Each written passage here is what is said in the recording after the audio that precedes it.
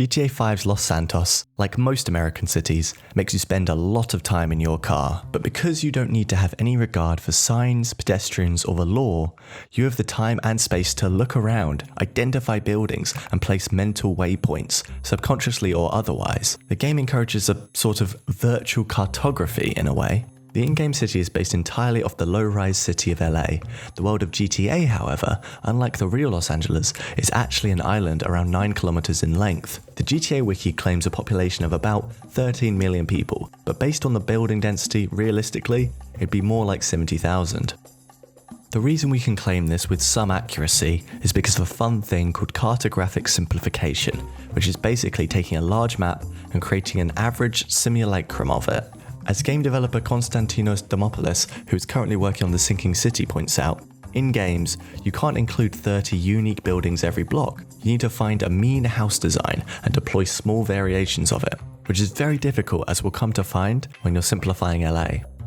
One of the tenets of a great video game city is the feeling of immersion, that the city has its own personality and architecture. Los Angeles is a monument to the philosophy coined by architect critic Rainer Banham, which he calls doing your thing.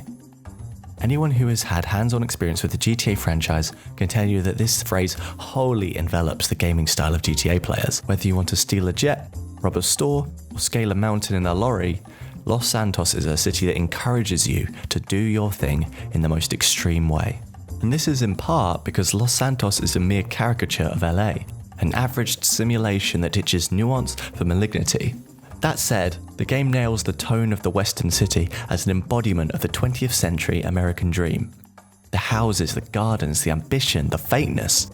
But mainly, Los Santos reflects an ideal that's been held by Angelenos since the golden era of Hollywood, one of a self-made life. When people flocked to the West Coast in the 30s, 40s and 50s, the higher class had the opportunity to construct whatever style buildings they wanted. There were huge open spaces and no unifying style of architecture, and when people had a specific idea for a house that suited their needs, they called one man, Paul Revere Williams. Throughout this era, Paul Williams was the hardest working man in architecture. LA gave him the opportunity and the market he needed to make a name for himself. And as a black man at the time, work was hard to come by and regular clients were even harder. He had to double his efforts just to be considered over his white peers with a quarter of the talent. Williams would even strive to make his clients feel comfortable, since most white people at the time had never met a black professional, let alone hired one.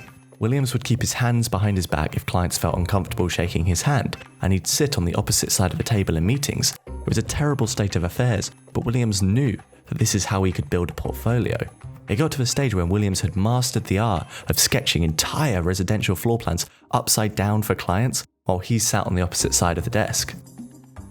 Despite the bespoke requests from clients, there was some consistency to Williams's designs. His impeccable sense of scale meant that he was a master of designing buildings that made the most of the California sunlight. He helped create what some have called the Hollywood style, an opulent mixture of Mediterranean, European and colonial influences with swimming pools and sweeping staircases. But these types of homes made up just a small part of LA. Williams did a lot of pro bono design for African American communities and published books of inexpensive construction patterns for people to build homes of their own, to do their thing, as it were. In essence, and the point I'm trying to make, is that Williams's architectural impact is so vast that even after the cartographic simplification, GTA 5's Los Santos still carries the legacy of this masterful architect, even if he's a relative unknown outside of niche circles.